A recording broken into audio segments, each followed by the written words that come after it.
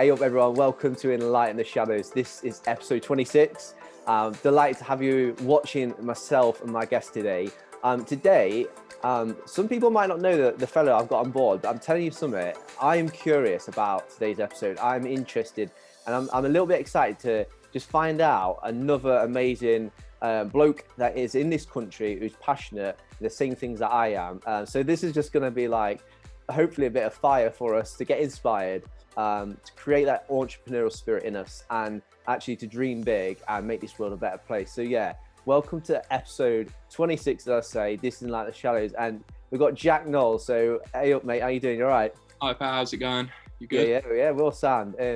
Yeah, I was just saying to you before we came on camera as well, I'm just so excited. We started talking more and more about like amazing things. I'm like, bro, we've got to go on camera now because like this is where it's at. So yeah, just want to say thank you for coming, bro, and connecting with me on Twitter. So appreciate it. Thanks for having me on. I love what you're doing, so I couldn't wait to be a part of it. No, thank you, bro. So yeah, I'm a little bit like yourself. I just observe the world around me and I'm looking to make it a better place. And I feel like even though we haven't chatted deep, I feel that we do have that connection. We have that in common for sure, man. Like, yeah, just looking around us and going, no, this ain't right. And I feel like something needs to be done. And that's how Enlighten started. So I don't know what you think about, I don't know, the world of mental health, particularly in our country, bro. How do you see things, and what's like your journey been throughout, you know, the last decade or so? I mean, the thing is though, I do believe there's support out there. There's good support out there. It's just, for me, it's just deciding what's right for you and what will work for you. I mean, obviously, number one, I definitely always say speak to your local GP, see what they advise. But then just test other things to like. What worked for me straight away was definitely counselling. Obviously when I was going through depression, counselling was my number one.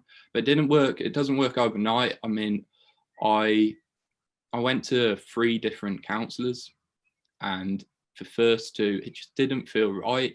Regards maybe the person, where it takes place. But you've just got to take some time, find what works for you, and then just go for it. Yeah, man. So let's camp here because this is a massive point. I don't think I've talked too deeply about counselling and therapy. And I always say when it does come up that I think everyone, when they feel ready, of course, should have therapy. Like 100%. I think everyone suffers in this world enough as it is. It's tough. And we have, you know, attacks on our mental health, attacks on our minds. And I think you mentioned a really quality point now, mate. I think you're saying about how actually I didn't have 1 or 2, I ended up having 3. And you embrace that. I think maybe someone has a bit of a crap experience, put it bluntly, and then they just sack it off, and that's like a typical bloke thing to do, isn't it? Oh, 100%. Like I knew straight away after I left, I didn't feel comfortable, and you don't want to leave these places feeling worse at the end of the day. So that was the first one. Second one, I had a few, and I just didn't feel like I was getting. And then the third, it was the one, and I was seeing her twice a week, and every time I just felt a touch better. And I think I probably went to counselling for a good maybe 3-4 months until I just thought, right, now I do feel a lot better to probably stop this. Some people you might have it for a year, 2 years or plus, but I just felt that timing was right. Obviously I went through bad trauma last year I needed counselling for, but that was over the phone. So that worked too. But I do like to go like and see them one-to-one. I think like over the phone is great, but I think you've got to have that one-to-one interaction. Massively. I think that as well, like in person is 100 times more effective. Did you say you had a last in the third one, like where it was successful? Yeah. So that's something interesting as well. I don't know. I'll put this out to the viewers, and this is for the viewers to maybe have a think about out loud and chat to people outside the episode. But I always feel that blokes tend to confide in women more effectively, and I don't know, maybe it's the the shame and the weakness, the stigma maybe associated. What's your thought like on that? Because like obviously you've had success with, you know. Yeah, I mean, that is an interest. Myself personally, I was definitely, I don't know why, but I much preferred to speak openly with a woman. So each one, it was a woman. So I couldn't say if I'd have had a guy, what it'd have been like. But myself, I think, as you say, there must be something attached to it, but it feels easier to open up with a woman. Yeah, emotionally, definitely. Yeah. Because I'll be blunt, I was at the hospital yesterday, having some lower region stuff going on, and the first thing you think about in that area, you're going, "Oh, mate, I begs that I don't get a woman that has to touch my crown jewels." Yeah. So So, yeah, because you're like, forget that. I'd just rather have a bloke, and it's whatever. And I had a bloke, and I felt like, yeah, that makes me feel a lot more comfortable. But I think emotionally and mentally, I personally think that men find it more safe around females and women to confide in that level for sure. But I don't know, might be different for some people. no, I agree. Yeah, it's got to be different for some people, but myself personally, it was definitely, I felt more inclined to open up with a woman therapist. And but I'd definitely try and like speak to a guy and just see how I felt, because obviously it works too. Yeah. Do you know when you said it's the therapy that you've accessed? Because I want to empower and signpost fellas that are watching today. I can't like stress it enough how brilliant and how freeing it can be. And there's no shame in saying therapy, counselling, you know, psychotherapy, whatever you want to branch under. So did you access it through the NHS for free for your GP, or did you just go like and pay privately? I decided just to pay privately. So I couldn't say what kind of the NHS service could be like. I know, unfortunately, there's probably a waiting time. And I think when you need counselling, you shouldn't really have to wait. I mean, it's a kind of immediate thing you probably need. I couldn't say, I don't know what the timescales are, but I just thought, just get it done kind of privately. There's a lot out there that are quite affordable. Well, there's hundreds of them. I've got a good friend that's a therapist based in Manchester, Steph. She's very popular. See, around my area, I know like who I use. But yeah, I think if you can afford it, then definitely try private. So, and I don't know, like I think for the viewers, it's roughly about anywhere from 45, 50 quid ish upwards, around there, isn't it? Something like that. I don't Yeah, think it's too extortionate. yeah, Yeah. nah, and I think some go lower than that. Oh, Just so got to find the one. brilliant. And just for our viewers as well who are watching right now, I just want to say to you, there's like a national directory online, and so we'll just put it on the screen right now for you, fellas. Get on it, like check it out. I know it might be intimidating. I'm telling you now, I get it. It is a bit like, oh, forget that. I don't even want to go there. And you know what? Take your time. There's no pressure, but I cannot emphasize enough. So on that screen right now is that directory. You can go on, and then you can find psychotherapists, counselors, whatever you want to call it. They're on there, and you can find it in your area. So then you've got that choice, as Jack says, like, you know, you're going to have different people to choose from. And then, as we say, like some it's just not going to work. Some actually just not ready. Because I remember when I was a kid, Jack, when my dad left, it was like they tried to give me like counseling, and it just wasn't happening, bro. It wasn't happening. It Yeah. wasn't the right time. And so yeah, it just falls at the wayside. So yeah, I get that, fella. So wanted to go there and give them the support, Jack, mate. So in terms of your ventures, and I was just thinking about you rising above a parapet and kind of, you know, going, all right, well, I've had my struggles and I've accessed counseling.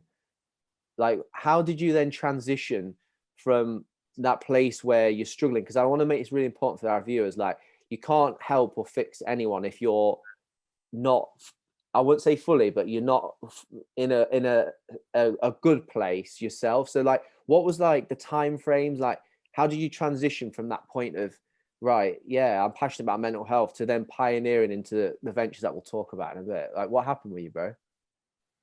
Well, obviously it took some time, but I believe once you've experienced something like that, I think you just want to help others, and I think helping others actually makes you feel better, a lot better.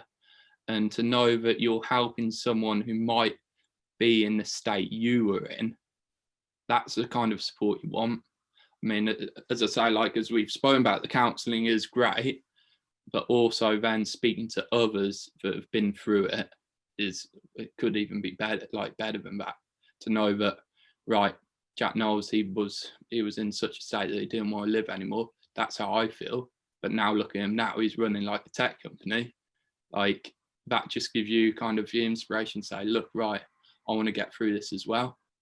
And at the end of the day, I know it's easy to say that it doesn't last forever, but it doesn't. I mean, when you're in that state, you do feel, oh my God, this is going to like last forever and ever. But it's a fact that it does end, and it does get better. You do get through it, but it's just seeing, like, if someone, it is easy to say, if someone, when I was in the worst state and someone's like, oh, it doesn't last forever, it's just like, oh, this is lasting forever. That's how you feel. At the end of the day, it doesn't, and you do get through it. And if you can discuss it with other people that have been through it, then that's great. Yeah, man, that's sick. And I'm loving how you're breaking this down right now for the viewers, because they might well think, well, who's this guy? Who's this cat? And yeah, good for him. And I see the little thumbnail, but actually, you know, you speak because you've got credibility, because you've had that struggle. You felt that rotten inside yourself, like you know, where you just think, well, there's no point anymore. So, yeah, like I want to talk about Viktor Frankl. So like, there's this guy who survived Auschwitz, and this is why I want to bring this up, because he spoke about what kept him going, like from being in Auschwitz, and what he had control over. And so you spoke something really powerful just now about that it doesn't last forever. So it's like a mindset, isn't it? Right? Like you have this vision of, well, this isn't going to last forever. So can you, I know I don't want to move on to all of your amazing feats and the quality stuff that you're pumping out right now to make this world a better place. And we will get there, bro. But I just feel like there's something like powerful here for the viewers, like that we can try and unlock, hopefully, to support them in that place where you want to get back up, like you want to improve your mental health, but they just feel a little bit stuck. So is there anything that you could, like, I don't know, like advise practically, or mindsets that you had that helped kind of get you out of that place? Does that make sense? Yeah, nah, Yeah. 100%. I mean, it's just trying. I believe it's trying things that are going to work for you, like maybe a new hobby. Like I took up my biggest things. Like I know my kind of, when I'm struggling, I know my like mental health go-tos. Number one, 100% is talking openly with your mates, maybe counselor, therapist, anyone who's been through same experience. I think that's number one. You've got to talk out, be open, just get to that point. And then once you've realized like the state you're in, that's a lot off your shoulders once you've actually spoken open about it. Because I think a lot of people are just suffering silently, and especially at the moment with COVID, they might be living alone. So it's number one is definitely speak to someone. There's so much support out there. I think two, I'd definitely say for gym is a biggie for me. I love going to the gym. Obviously that's been taken away from me, which is a bit not so great at the moment, but gym, keeping active is massive for me. Like I'd probably say that I go to the gym too much, but I just know, like, someone will say to me, oh, Jack, you go to the gym too much, like you don't need to train often. But at the same time, I'm like, no, I actually go to the gym a lot, not just for my like physical health, but actually for my mental health. Like, so I might go like six times a week, sometimes twice a day, but I just know it takes the focus off any kind of bad mental health, like thinking or negativity or stress. It's just big relief off my shoulders, the gym. Massive. I'd actually say a new hobby. And obviously that's quite a tough one to go out, especially if you're in quite a bad way, is to think, right, I'm going to go for a new hobby. But I think it's just so beneficial for you. I mean, I took up boxing, which 100% was a game changer for me. I think learning something I'd never done before, the kind of stress relief you get with boxing, putting yourself in, like, not like you're going real out of your comfort zone. You're going into, like, mine's like a boxing gym in Coventry. It's like amazing, red corner, but like you kind of probably think of a boxing gym as a bit like of a rough place, isn't it at all? But that's how you think. So to put yourself into a zone that is not comfortable, I think it's probably a good thing for you. So then you obviously, I don't know, you just probably feel more on top of the world because you put yourself into that situation and you've got through it. You've gone in there, you've gone for an hour, you might have had a personal trainer session on the bags. You just feel like $1 million afterwards. So like boxing was my big go-to. Like other hobbies could be maybe cycling, yoga. I just think a new hobby is such a big, just such a massive distraction that you're learning something new that you've never done before. And especially if it's like a physical one that helps your mental health, unbeatable. That's class, man. And you just brought up something like really powerful that we talked about. So we have a open men's chat group called Enlisted. So I'll put that on the screen for people. So at the minute, through this third lockdown, we've made it weekly on Zoom. But normally we've partnered with Rebels Gym, which is a boxing weightlifting gym in Nottingham. So we just want to shout out to them, pick them up. So, and Kev, we're looking forward, brother, to partner in and just build on the relationship we already got. But yeah, so Enlisted, we had on our Zoom chat a week before last, we brought up the graph, and I'll bring it on the screen right now for the viewers. And it was about different circles. And like the first one's your safety zone, and the next one is a fear zone, and the next was like learning and growth zones, and how each zone has different mindsets, different virtues that actually describe it, mate. And so when you said that about, you know, you getting out your comfort zone, that's exactly what it's about sometimes, as hard as it can be. Oh, 100%. Just coming out of it there, I didn't realise how powerful that can be as well. Like, I just thought about that, and it's just putting yourself out of that comfort zone and getting through that. Like it might be just a half hour, an hour, but it just does wonders for you. Yeah, man. And you know, sorry, yeah. I have to check out that gym in Nottingham as well. Yeah, brother. Yeah, it's proper. Like it is your typical Dundee, like power weightlifting gym. Like not my vibe actually. I like the pretty pure gym, clean ones. But I actually fall in love with this place, man. And it's not just the place. Like you be like, look at it all, you'd be like, oh. But mate, the people, brother. Honestly, mustard. A lot of them. There's like a family brotherhood feel to it, and it's not like an intimidating, masculine, like ultra testosterone fest. It's like there is testosterone pumping, and there's like, you know, boxing, there's people on the pads, and there's weightlifting, but it's like there is a welcome open arms atmosphere there. So nice. Yeah, bro. Yeah, those are my. Well, no, I'm probably with you. I love that kind of gym. Plus, I love kind of your sparring gym. So I go to 2 different gyms, and one's that, and one's kind of a sparring gym. So I get best of both worlds with that. Yeah, man. They love you, brother.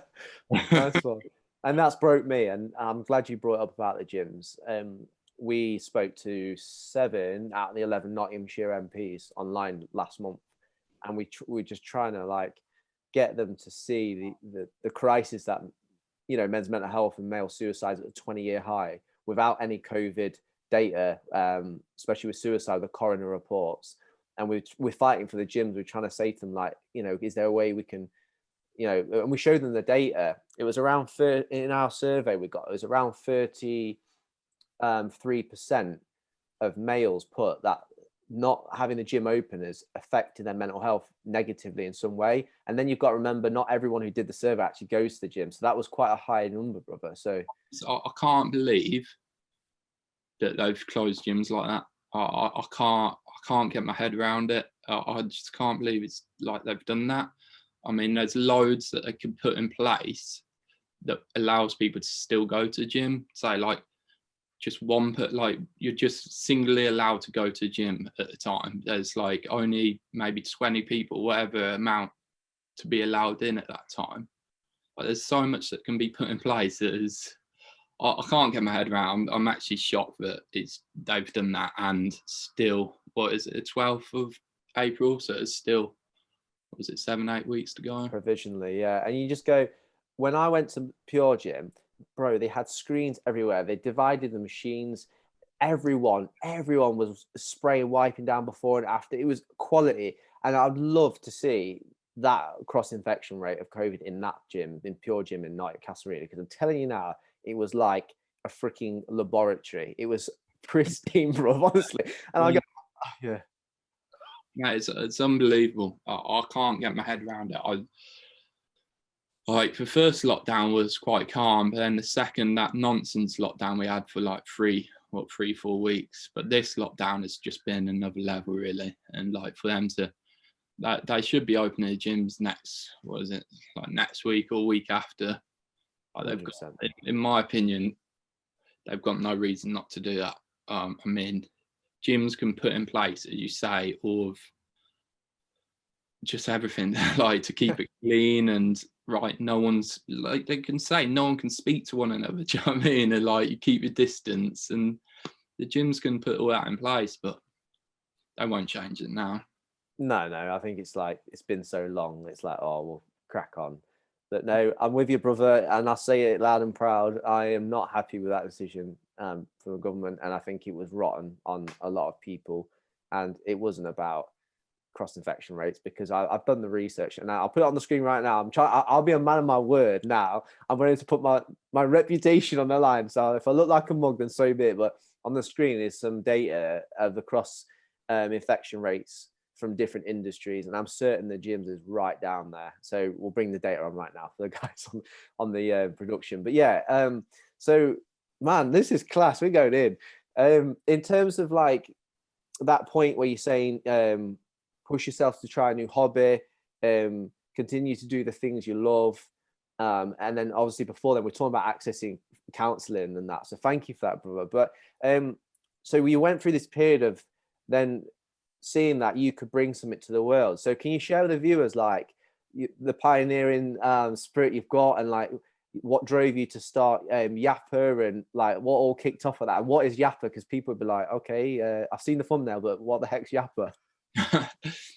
I've always been in the tech space, so I've always like apps, websites. It's always been kind of my domain. Obviously, I went through like depression, anxiety, and a biggie for me that gave me bad mental health was Instagram and Facebook, and like a lot of them when I was going through a rough time were real, like not helpful at all. You'd see like, I don't know, people on holiday, it's like, which is fine to do, but then like really in shape guys, and you just feel like everything's just like, oh god, man, I can't, like, obviously I feel fat, I feel like horrific, and I'm just seeing all this on my Instagram.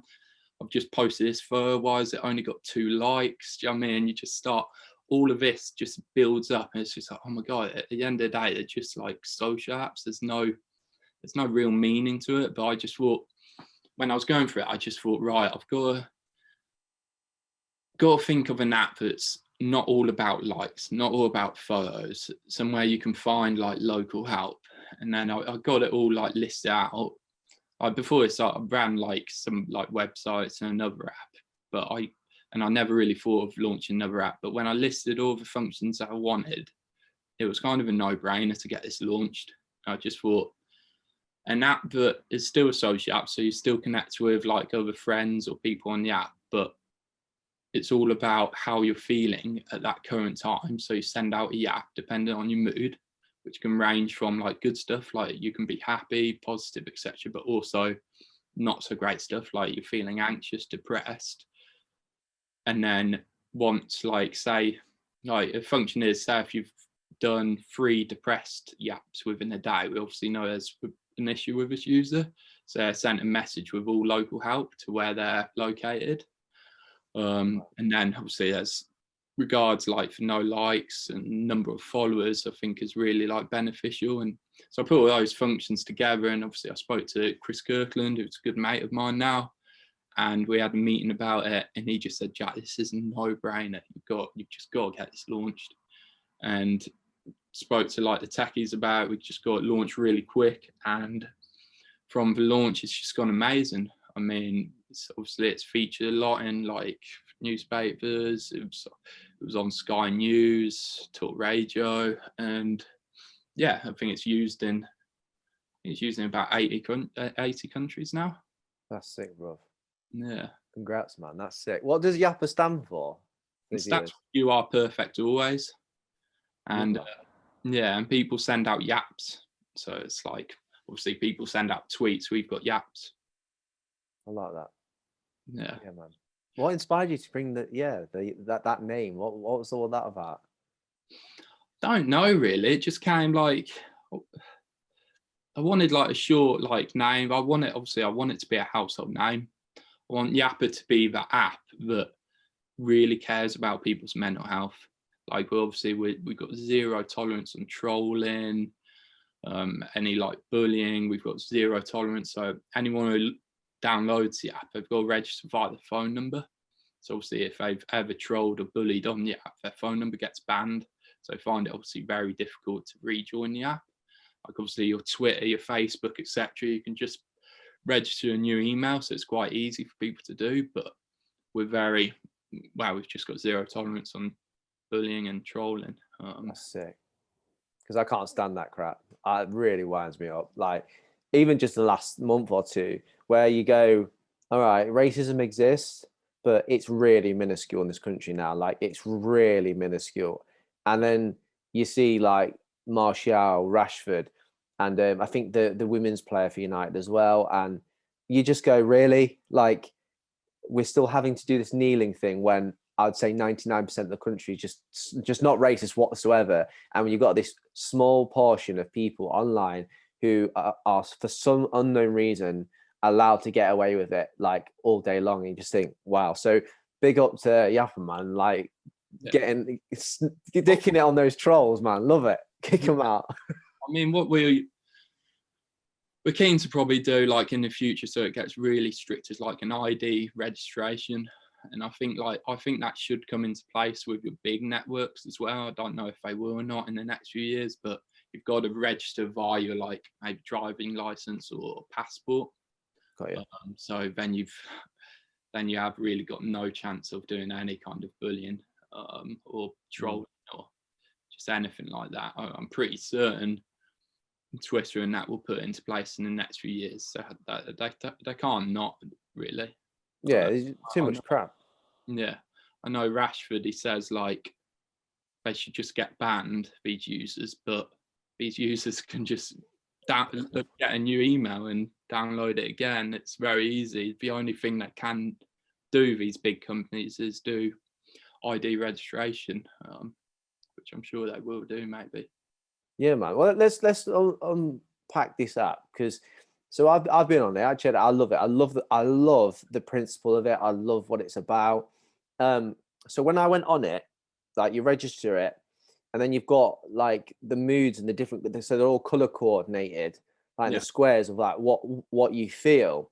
So for people who are watching it, who want to access it, you want to use it as I guess a self-regulation mechanism is essential, because with mental health, I think if you're not self-aware, then you're not going to be able to have the other building blocks of helping others, managing your life, etc. So self-awareness, I think, is quite a quality impact point of YAPA. So if I brand new to YAPA, I've never been on it before. What can you explain? Like what obviously register. How do you register? And then when it comes on the main screen, can you just quickly like talk about how you'd actually start? Because we'll put some stuff on the screen, like a little video or whatever. But can you just share with them like what that looks like a little bit? Yeah. So it's YAPA's completely free to download.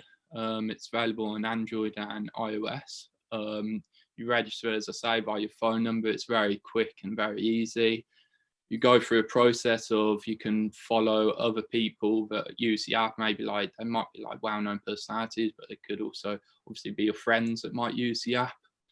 You go through all that, then you'll go to the main screen of being able to send out a YAP. So that will obviously be dependent on how you're feeling right then. You can send that out. Say you've sent out, I'm feeling a bit anxious today, which is obviously fine. Send that out, then people are able to obviously see that straight away, whether it's our like support system or maybe a friend, they're able to reply to it.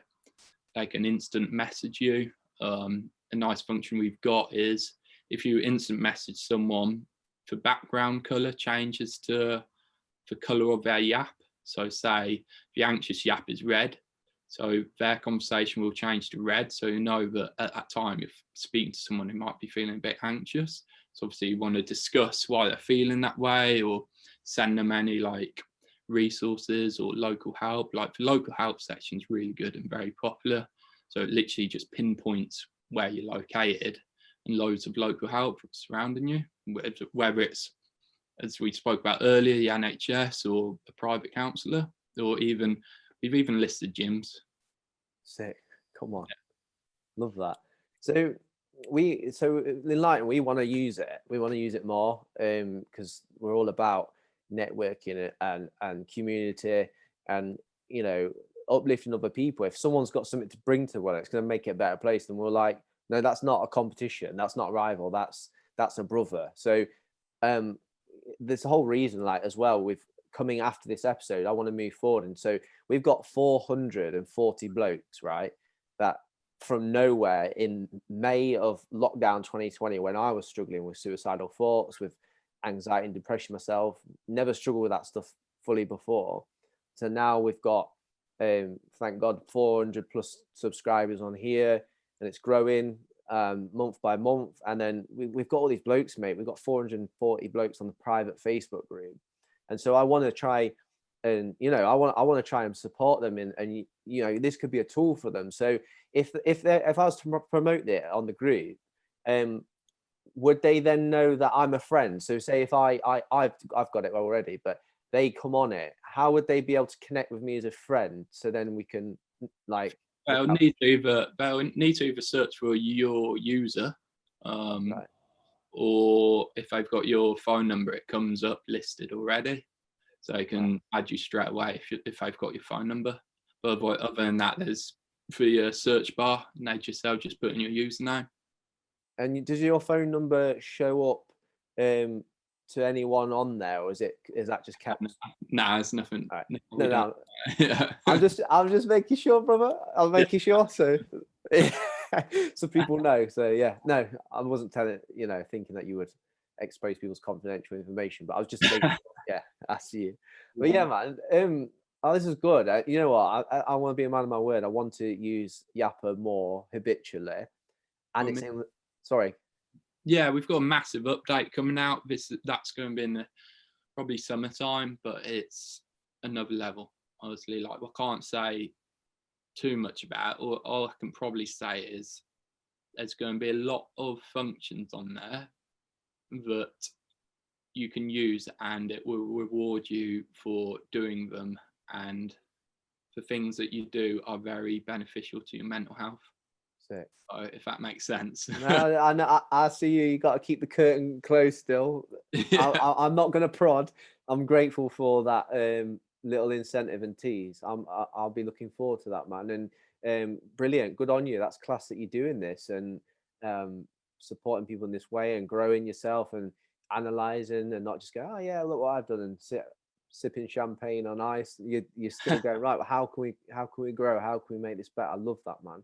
But yeah, we're going to use it. We're going to try and promote it, you know, because let's park here before we talk about one of the struggles. And I guess kind of one of the main reasons I along with the YAPA stuff, asked you on the show because of the drinking and stuff. And I saw on Twitter and I was like, whoa, yeah, this is really inspiring. We've got quite a few guys that I'm not going to speak about specifically, but addiction is a bit of a theme right now amongst the fellas. So, but we'll get to that. But social media, I am so on the level with you. Like, I just go, it's just a comparison game at times. And it's, you know, you get envious, or you feel worthless. And it's, I don't know, like you say, there's like, where is the meaning in this? It just becomes a bit toxic sometimes for people.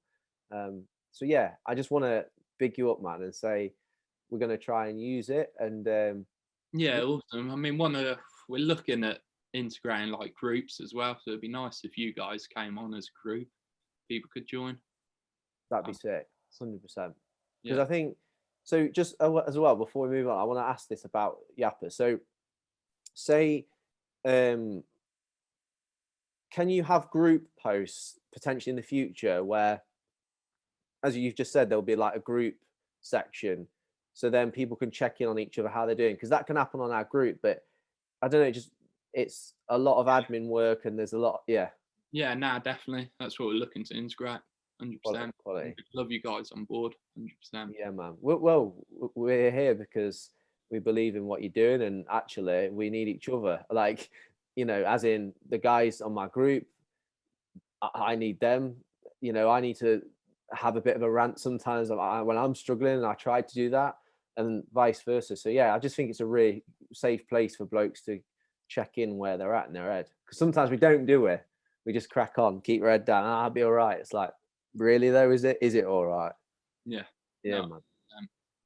Sick. So as I was saying to the viewers a second ago, like, you very bravely put on a tweet. I feel like it's about 2 weeks-ish ago. Just being proper vulnerable, saying, "Yeah, I got."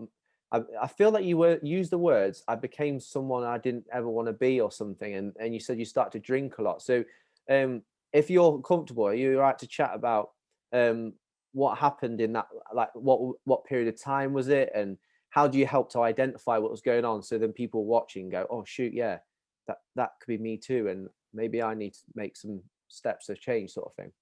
yeah, I mean, like early in the year, last year, I just went through massive trauma.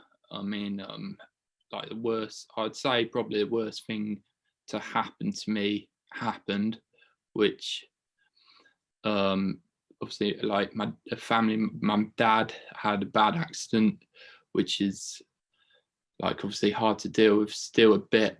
But what happened? He just tripped up in the kitchen. It's like basic as that, but he had 2 bleeds to his brain. And like on that night, we rushed to obviously Cov Hospital, and on that night, the doctor just said, like, he's not going to make through a night. And to hear that about your like dad and best mate was just like, wow, like you should have probably seen me. Like I was in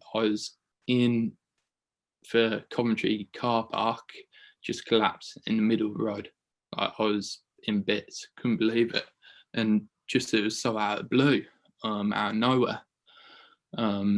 Then obviously I got to go to hospital every day, hold his hand, and he was in an intensive care ward. But there was just a small amount of progress just every day. And then he was in Cov Hospital for a month.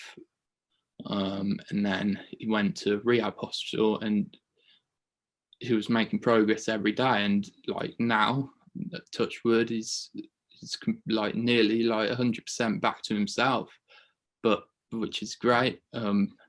Obviously to just go through that, it just knocks you like anything. Like obviously it's your best mate, and you've got a doctor who says like, oh, can you come to the family room? And you just think, oh my god, like what? Like you just, everything goes through your mind. And then like during the time of when he was in like the intensive care ward, I just holding someone's hand that's like not doing anything, like can't, like when he's awake, can't even remember his name. Like it's just something you can't, it's just hard to describe really. But obviously now amazing that he's like recovered, so it's really great. But Yeah, when you go through that and you've had like mental health problems before, like it's just like a no-brainer. Like I'm in kind of serious bother here, because you've kind of bad mental health before, and now like your best mate, you've just been told by a doctor he's not going to make it. It's just like wow. And like a brain injury, it's not great because obviously they just forget like how, like as I say, forget your name, forget how to eat and that. So like it's just a struggle to kind of cope with that at that time. So obviously I was drinking. So I've always been like I'd say just like a kind of casual drinker kind of thing. I've never been like heavy, but when something like that happens, kind of do get into drink too much. So then like kind of last summer, I was just drinking way too much. Like I don't know, I was just never like, and then you start to become unfit. And I've always been quite active. Like I love playing football, as I say, I love going to the gym. So then like football becomes like, right, I don't want to play anymore. Like I always like a big thing. This is just random, but a big thing with me is I've always been quite a good sprinter. But then you start drinking that, the sprinting goes. Like I've never been like a long distance like runner. Then when you haven't got sprint or long distance, you're not going to be good at football. and to kind of lose that and then not want to play anymore, it's like, no, I'm done with that. So you're away from like your mates, your lads and that, and you haven't got football. It's just what is it, kind of like a downward spiral, isn't it really? And I was just drinking too much, and you just obviously feel grim in the morning. You don't really want to get up. Your focus goes a lot, and I'm an entrepreneur, I run my own business. You need to have good focus all the time. So I was just drinking way too much, and then obviously as I say, I took up the new hobby, as I mentioned earlier. I think the new hobby is a biggie. So I was boxing, and then when I started doing that, I was like, right, I've just got to cut out the booze. Like you can't like, I can't continue drinking this much like every single night. And I just stopped like instantly. It was a big like, right, done with it. I'm just I can't believe I've done it this long. Honestly, I was like, how has it got to like over 6 months of not having a drop when I've, like as I say, I've always been a casual drinker, but then last year drinking way too much. But then to all of a sudden stop, and I haven't had a drop for like 6 months. It's like, wow, man, like that's a good achievement. And plus, it's like, right, now I'm getting in good shape again. Right, I'm going to give football another go. And it's like, right, I know, like obviously Boris is saying like end of March, isn't he? Maybe for football. So it's like, right, I haven't drank for 6 months. Like end of March, it's going to be my like 7-8 months. And my like sharpness, I touch wood, it should be quite good on the pitch. You know what I mean? And, yeah, man.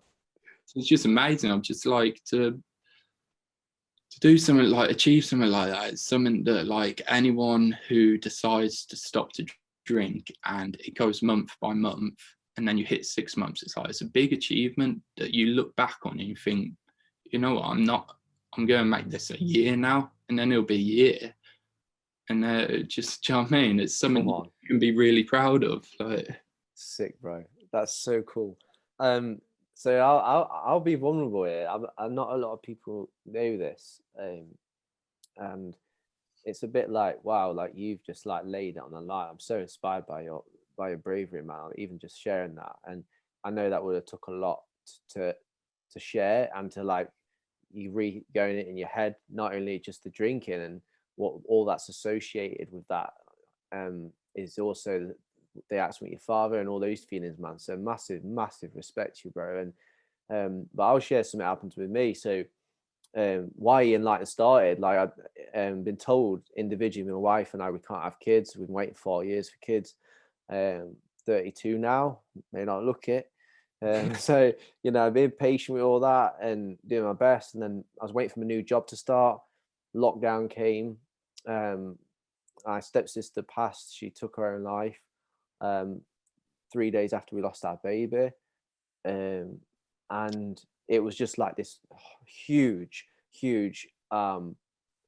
gathering of just pain and suffering, destruction, really. And I didn't know what to do. It was just too much. It was too many things for one time. And then I was in lockdown.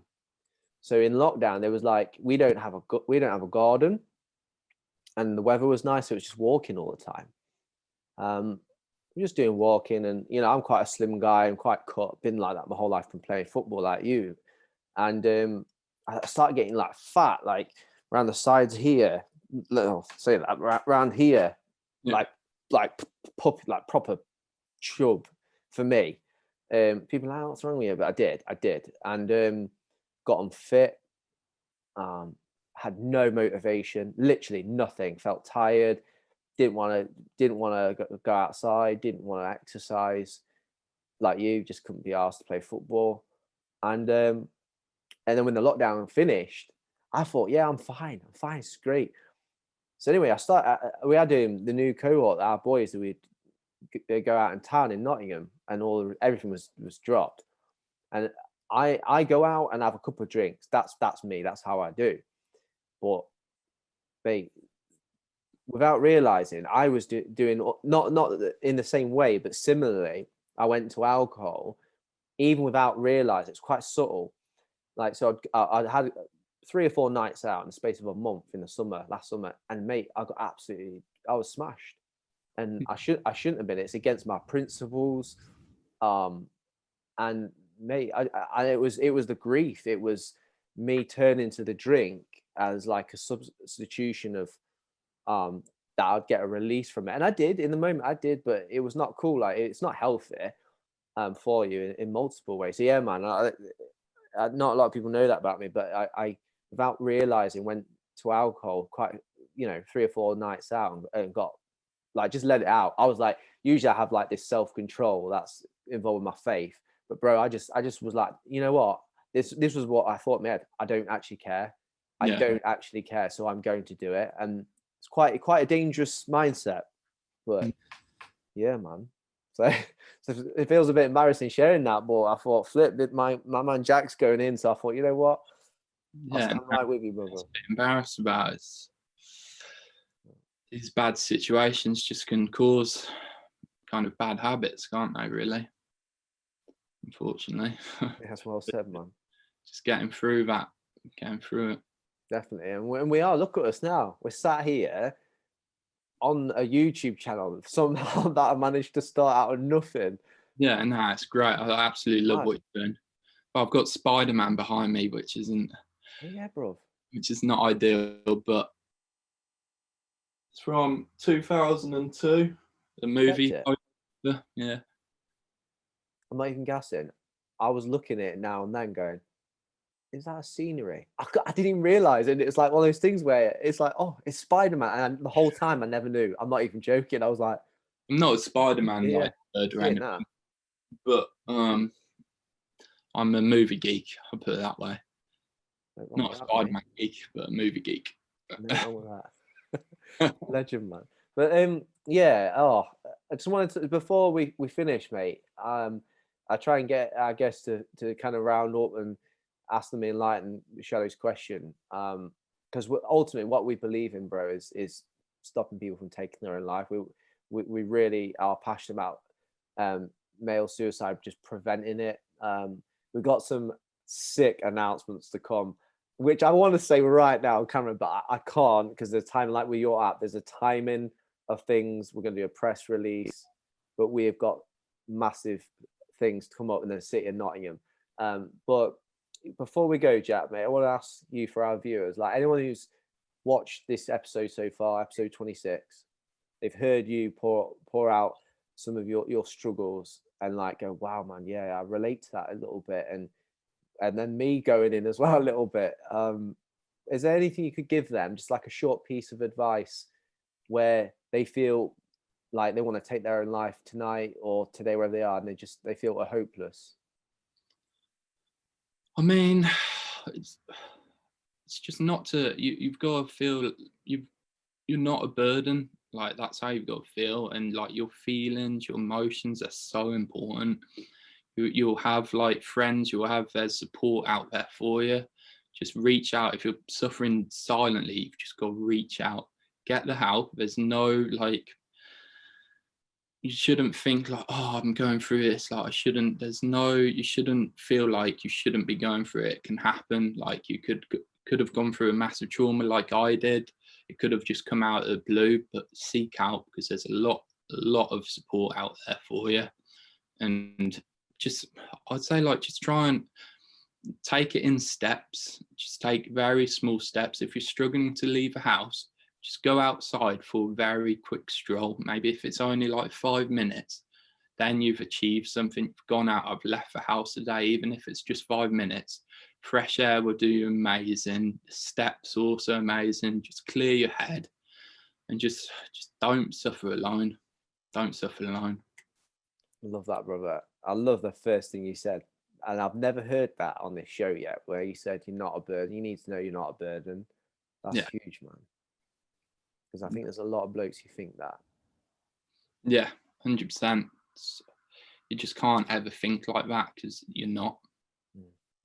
Like it's an inconvenience. Like, do you know, once upon a time down at the pub, that kind of vibe. I love the, I love the pub. Love having a pint with the lads and just chilling, talking about football.